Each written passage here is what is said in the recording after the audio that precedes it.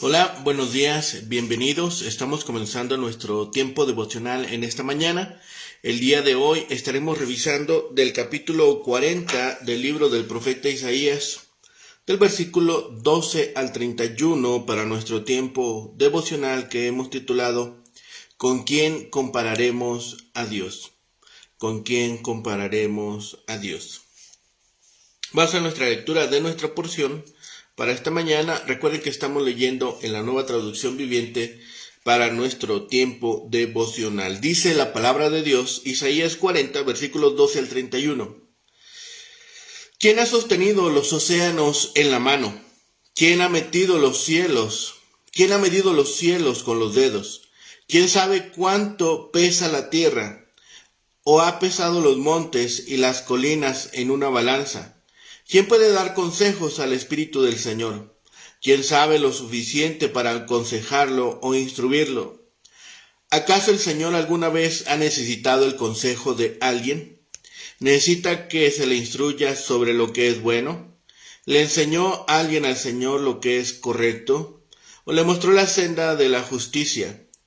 No, porque todas las naciones del mundo no son más que un grano de arena en el desierto, no son más que una capa de polvo sobre la balanza. Él levanta el mundo entero como si fuera un grano de arena. Toda la madera de los bosques del Líbano y todos los animales del Líbano no serían suficientes para presentar una ofrenda quemada digna de nuestro Dios. Las naciones del mundo no valen nada para Él. Ante sus ojos cuentan menos que nada. Son solo vacío y espuma. ¿Con quién podemos comparar a Dios? ¿Qué imagen se puede encontrar que se le parezca? ¿Se le puede comparar con un ídolo formado en un molde revestido de oro y decorado con cadenas de plata? Y si la gente es demasiado pobre para eso, al menos escogen una madera que no se pudre y un artesano habilidoso para que talle una imagen que no se caiga. ¿Acaso no han oído? ¿No entienden? ¿Están sordos de la palabra de Dios? Las palabras que hablo antes de que existiera el mundo. ¿Son tan ignorantes? Dios se sienta sobre el círculo de la tierra. La gente que hay debajo le parecen saltamontes. Él despliega los cielos como una cortina y hace con ellos su carpa. Él juzga a los poderosos del mundo y los reduce a nada. Apenas comienza, recién echando raíces, cuando él sopla sobre ellos y se marchitan, se los lleva el viento como a la paja. ¿Con quién me compararán? ¿Quién es igual a mí?, pregunta el santo.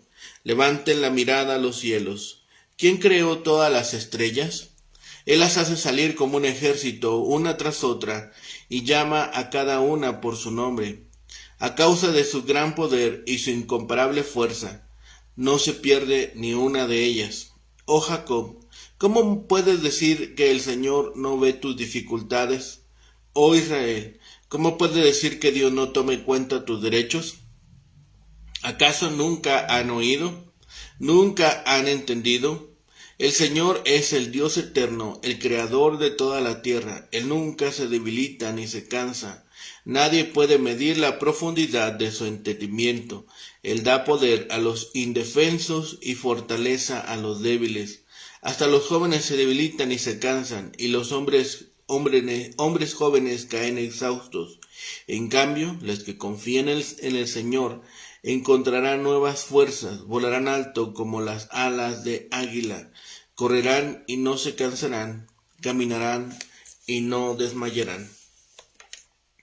¿Con quién compararemos a Dios? La majestad del Señor se describe de los versículos 12 al 17. Se aprecian especialmente su omnipotencia y su omnisciencia.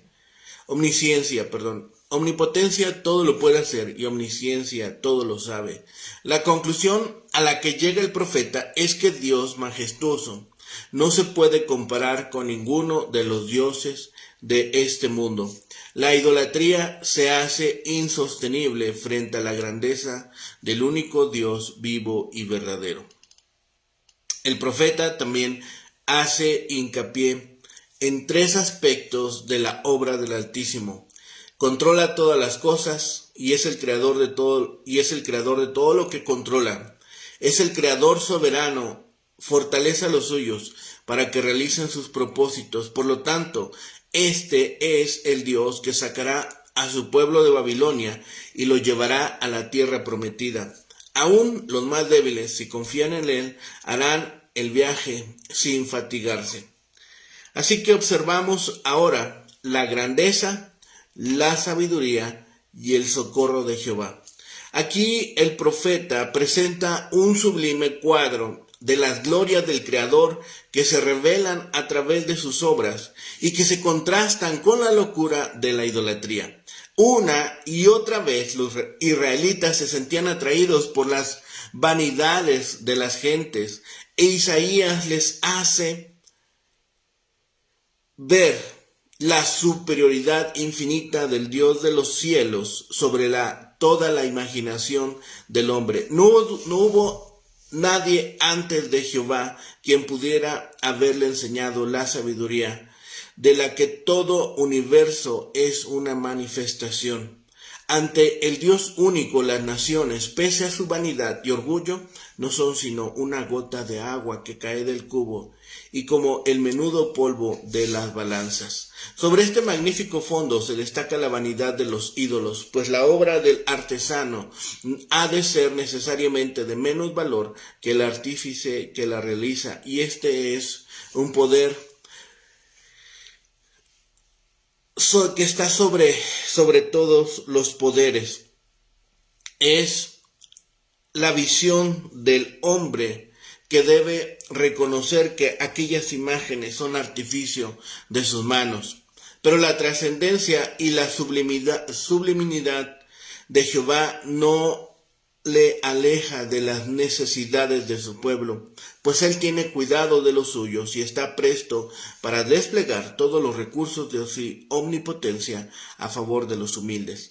La condición es clara y sencilla. Los que esperan a Jehová tendrán nuevas fuerzas. Todo el capítulo ha enseñado la locura de confiar en la carne o en los ídolos, haciendo ver al pueblo que la sabiduría consiste en volver a Jehová de todo corazón. A primera vista, podríamos pensar que las promesas del hermoso versículo 31 van de más a menos, empezando con remontar con alas como águila, terminando con un mero caminar. Bien entendido, sin embargo, el orden de las frases es muy significativo. Primeramente, el creyente, sea judío o gentil, remonta por las alas de la fe al Señor en oración, lo que permite que luego corra con su mensaje a las gentes. Finalmente, como el cometido más arduo, recibe fortaleza para caminar con paciencia y longanimidad por los ásperos caminos de la vida. Todos los seres humanos se reducen a nada comparados con el Creador. Cuando el Señor, por su Espíritu, hizo el mundo, nada lo dirigió, ni le aconsejó qué hacer o cómo hacerlo. Las naciones comparadas con Él son como gota que queda en el balde, comparadas con el vasto océano, o como menudo polvo en la balanza que no la mueve, comparado con toda la tierra.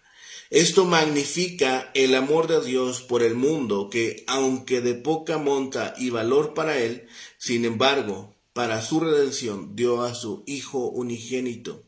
Los servicios de la Iglesia no pueden añadirle nada. Nuestras almas debieran haber perecido para siempre si el unigénito Hijo del Padre no se hubiera dado por nosotros. Lo que estimemos o amemos, temamos o esperemos más que a Dios, esa criatura igualamos con Dios, aunque no nos hagamos imágenes ni las adoremos. El que es tan pobre que casi no tiene un sacrificio para ofrecer, sin embargo, no deja de tener ídolo propio. No escatiman costos para sus ídolos y nosotros nos quejamos de lo que se gasta en el servicio de nuestro Dios. Para probar la grandeza de Dios, el profeta apela a todas las eras y naciones. Los que ignoran esto son voluntariamente ignorantes. Dios tiene el mando de todas las criaturas y de todas las cosas creadas. El profeta nos lleva a usar nuestra razón y nuestros sentidos a considerar al Creador del ejército del cielo y a rendirle nuestro homenaje. Nadie deja de cumplir su voluntad. No olvidemos que Él hizo todas las promesas y se comprometió a cumplirlas. El pueblo de Dios finalmente es reprobado por su descreimiento y desconfianza en Dios. Recuerden que tomaron los nombres de Jacob e Israel de uno que Dios halló fiel a Dios en todas sus aflicciones. Llevan ese nombre como su pueblo del pacto. Muchos afanes necios y temores necios se desvanecen antes de inquirir las causas. Malo es tener malos pensamientos que surgen de nuestra mente, pero peor es convertirlos en palabras malas. Lo que ellos conocieron y oyeron era suficiente para silenciar todos sus temores y desconfianzas. Donde Dios ha empezado la obra de gracia, la perfeccionará. Él ayuda a los que en humilde dependencia de Él se ayudan a sí mismos. Su fuerza será según el día. En el poder de la gracia divina nuestras almas ascenderán por sobre el mundo. Correrán alegremente por el camino de los mandamientos de Dios. Velemos contra el descreimiento, el orgullo y la confianza en uno mismo. Si vamos adelante por nuestra propia fuerza, desmayaremos y caeremos totalmente. Pero teniendo nuestros corazones y esperanzas en el cielo, seremos llevados por sobre todas las dificultades y seremos dotados para echar mano del premio de nuestra alta vocación en Cristo Jesús. Este soberbio poema aquí en el capítulo 41 reprocha nuestras pequeñas ideas y lánguida fe, algo a la manera del desafío de Dios a Jacob por su presentación de Dios como creador y ordenador de un universo empequeñecido por su presencia. La meta del pasaje es el versículo 31, donde las imaginaciones humanas y sus dudas dan lugar a la humilde expectativa a la que nos incita a través de todo el libro. Son palabras de consuelo. Dios es majestuoso. Los diferentes aspectos de la majestad de Dios se analizan en estos versículos e Isaías los repite a menudo a través de los siguientes 8 capítulos. Por ejemplo, el conocimiento de Dios y su poder creativo se remarcan en el capítulo 44 y su naturaleza única se enfatiza igualmente en ese capítulo. La pregunta es, ¿con quién compararemos a Dios? El carácter único del Eterno se refleja aquí. Isaías predica ahora una homilía sobre la grandeza inmensurable del Creador, tal como se despliega en las obras de la naturaleza y en su gobierno del mundo. Expande la idea de los versículos 6 al 8. Isaías podía emplear una argumentación aguda y penetrante. Ilustra la grandeza de Dios apelando a la magnitud de sus operaciones como creador, la perfecta suficiencia de su conocimiento, la insignificancia de todo lo que existe en comparación con él, y el hecho de que no se puede hacer de él una representación finita. Así, Isaías nos presenta al Dios de la creación, al Señor de la creación. Isaías habla de Dios como la creatividad última. Ningún ídolo puede soportar la comparación con el Creador en la magnitud de sus operaciones.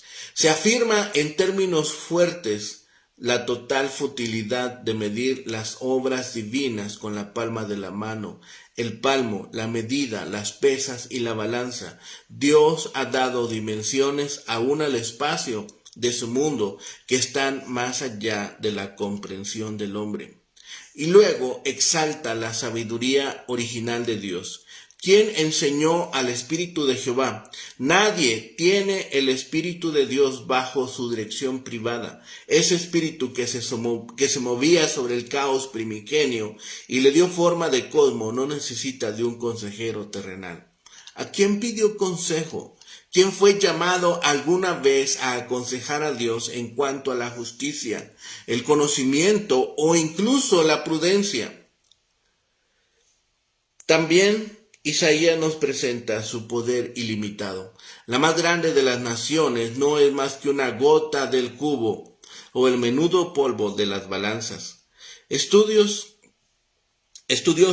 pensarían que no se trata de un cubo, sino nube de lluvia. Las naciones, en comparación con la grandeza de Dios, no son más que una gota de lluvia en una tormenta, no pesan más que un grano de arena en una balanza. Aún las islas son como un pequeño grano de polvo. Dios maneja las islas como si fueran un puñado de tierra. Ni el Líbano bastará, con todos sus poderosos bosques para proveer la leña necesaria para un sacrificio a un Dios tal, ni todas sus bestias salvajes podrían constituir una ofrenda apropiada para él. Como otros escritores del Antiguo Testamento, Isaías está seguro de que la única ofrenda acepta a Dios es un espíritu humilde y responsivo. El tema del versículo 17 es la superioridad indiscutida. Como nada son todas las naciones. Siendo así, aquellos que piensan que Dios puso sus esperanzas en el poder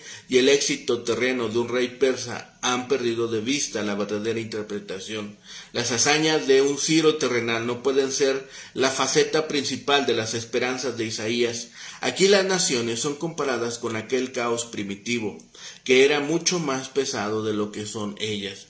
En la mente del profeta, las naciones se comparan con la nada, y esta última es más significativa. Al final, los últimos versículos, Isaías habla de que ningún artesano humano puede dar forma a la semejanza de Dios. ¿A qué haréis semejante a Dios? Es el interrogante dirigido a ese error universal de pensar que la deidad puede ser representada por la obra de manos humanas. Dios no permite representaciones imaginarias de su persona, porque no hay en todo el universo nada semejante a él. Pero la pregunta de Isaías es buena para nuestros días. ¿A qué creéis que es semejante a Dios? El artífice y el platero pueden cooperar en la fundición de una imagen y cubrirla de oro y soldarle cadenas de plata. Esto sería para idólatras ricos. Los pobres tendrían que conformarse con un trozo de madera que no se apolille y esculpir en él un ídolo, o buscar un carpintero hábil que lo hiciera de tal manera que no se mueva o tambalee. El hecho de que pudiera caerse hubiera sido un mal augurio y sugiere la impotencia finita.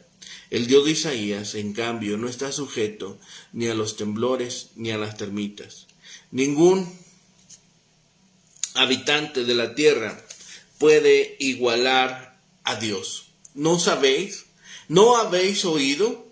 ¿No habéis sido enseñados? Son los cuestionamientos que Isaías lanza hacia nosotros. El profeta apela a las intuiciones primarias de la humanidad para encontrar en ellas los argumentos de la teología natural, es decir, la creación revela el poder eterno y la deidad de Dios. Cuando alguien toma en consideración la variedad infinita del universo, tiene que estar loco para creer que puede manufacturar una copia de Dios. Él está sentado sobre el círculo de la tierra, está sentado en la bóveda de la tierra, de modo que sus habitantes parecen como langostas, extiende los cielos como una rica tela y los despliega como una tienda para morar. Él es también quien convierte en nada a los poderosos. Ante él los dictadores se tornan en nada y los gobernantes de la tierra son meras negaciones. Es prerrogativa de Dios quitar a los monarcas de sus tronos y consignarlos al olvido, escasamente plantados, escasamente sembrados, escasamente arraigados en la tierra. Cuando a un soplo de él se secan, la tormenta los arrastra como paja. Aún las estrellas están sujetas al Creador. ¿A qué haréis semejante? Es la pregunta divina que no tiene respuesta humana. Es un desafío. Hallad a alguien como yo si podéis. Así dice el santo. Levantad vuestros ojos y mirad. Él a todas llama por sus nombres. Algunos pueden adorar a las estrellas como dioses, pero el Dios de Isaías es el gran pastor de las estrellas. Él las llama por sus nombres y guía sus cursos con precisión tal que ninguna faltará. El que no pierde de vista una sola estrella es la hueste de los cielos. En la hueste de los cielos no olvidará o descuidará a la más débil oveja de su rebaño en la tierra. Un Dios así es infalible en su consuelo, porque su solicitud es indiscutida e ilimitada. ¿Por qué decís mi camino está escondido? Si Dios conoce y apacienta a las estrellas, no se desentiende del hombre, ni deja de ocuparse de la vindicación de los suyos. El pueblo de Dios no es una víctima de una serie aciaga, ni son descuidados sus derechos. Nuevamente la pregunta, ¿no has sabido? El Señor es un Dios eterno, que nunca se cansa, ni nunca le falta la visión. Su fuerza no desfallece, Él da esfuerzo al cansado y multiplica sus fuerzas. Aquel que nunca se cansa fortalece a los cansados, y sobre el que no tiene fuerzas derrama poder. Dios tiene un gran entendimiento insondable. Dios ofrece un apoyo invariable, aún en pleno vigor de la edad. Los muchachos, los jóvenes se caen. La fuerza natural puede agotarse, pero no la sobrenatural. Dios, los que esperan en Él, con la expectación de la fe, se elevan por encima del mundano, tienen poder para soportar y hallan gracia para una decisiva perseverancia. Para el fiel no hay fracaso y la fe no conoce el cansancio. Finalmente, Isaías nos da esta promesa de fortaleza para la vida santa.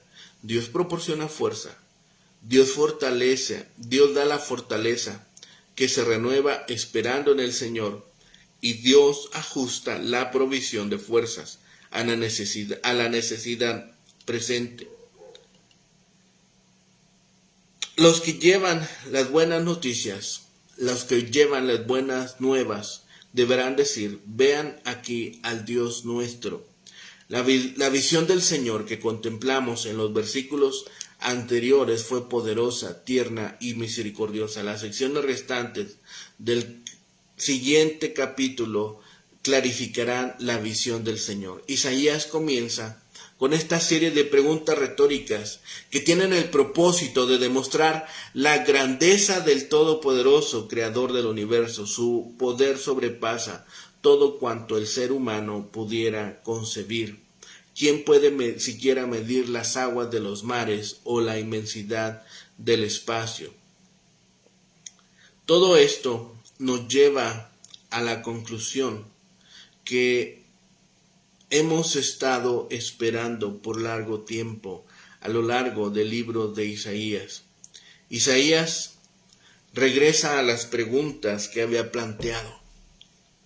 Dios es el santo que está en lo alto y separado, y ha querido siempre que sus criaturas conozcan quién es Él y qué ha hecho, y ahora instruye a los hombres y mujeres en los misterios de su amor para con el mundo y sus habitantes. A los mensajeros les alentó a decir, vean aquí al Dios nuestro. A continuación, nos presenta Isaías una maravillosa revelación del Señor del cielo. Primero, nos pide que miremos a los cielos y a las estrellas. Sabemos cuál es la respuesta a la pregunta, ¿quién las creó? Por supuesto que fue Dios, pero Él no simplemente creó el mundo y luego lo dejó seguir por sí mismo. No, Él sigue cuidando de su creación. Además, hablamos de galaxias y planetas y Dios las domina todas, como un general dirige a su ejército. Miremos al cielo en una noche clara. La vista del cielo estrellado nos produce humildad. Luego recordemos que las estrellas del firmamento tienen la atención personal de Dios y que ninguna falta sin su conocimiento. Con demasiada frecuencia nos olvidamos de depender del poder de Dios y de su compasivo interés en los asuntos del mundo que Él ha creado. Los cristianos no están exentos de quejarse de que su Dios infinito y todopoderoso los ha olvidado. Jacob e Israel son nombres que se le dan al pueblo de Dios. Dios cuidó a Jacob, lo bendijo y lo protegió. Luchó con él y le cambió el nombre a Israel. Después Dios le reiteró la promesa de que el Salvador iba a venir por medio de sus descendientes. Dios hizo todo esto movido por su gracia y su misericordia. Jacob no merecía nada. Cuando los sucesores de Jacob se convirtieron en la nación de Israel y salieron de Egipto, Dios continuó cuidándolos y marcando cada etapa de su historia con su misericordioso cuidado. Así que nosotros pensemos en esto.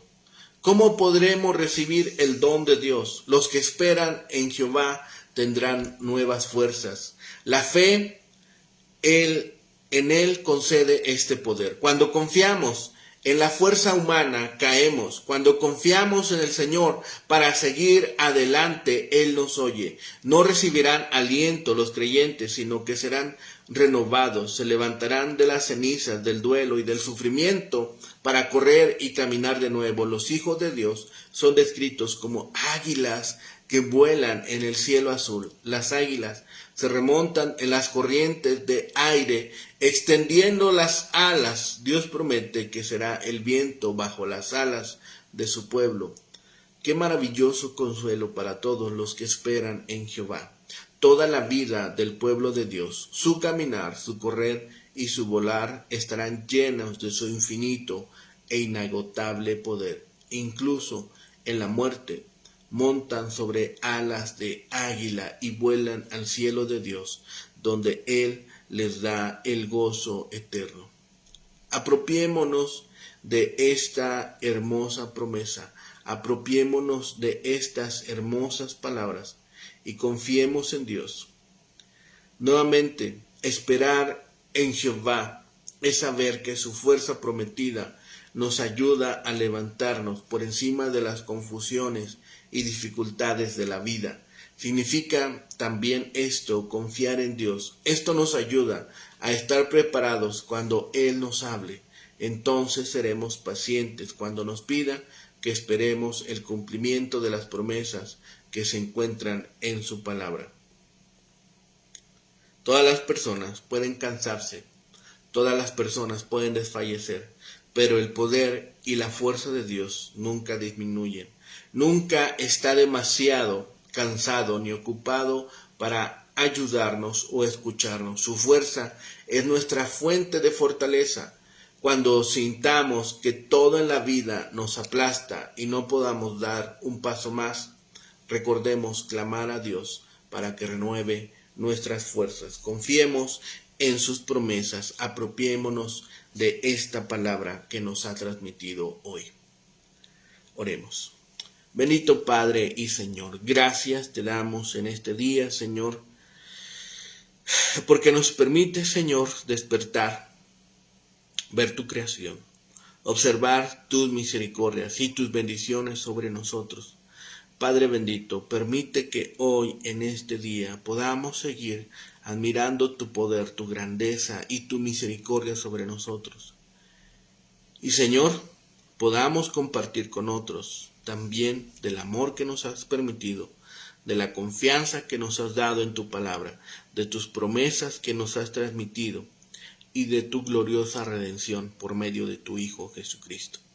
Padre bendito, permite que también nuestro testimonio sea edificante para otros, para los que están a nuestro alrededor, para aquellos que observan nuestro trabajo y también, Señor, para aquellos que están sin esperanza. Gracias, Padre, por todo lo que has hecho por nosotros hasta el día de hoy. Gracias por lo que sigues haciendo y gracias por lo que harás. Señor, dejamos tu vida en nuestras manos. Permite que sigamos creciendo hasta la estatura del varón perfecto, Señor, y también congratularnos con otros tantos creyentes en aquel glorioso día en que estemos delante de tu presencia. Gracias de todo ello te damos, Padre, todo lo rogamos y pedimos por los méritos suficientes de Cristo Jesús, Señor y Salvador nuestro. Amén. Que tengan un excelente día. Que el Señor les bendiga y les guarde.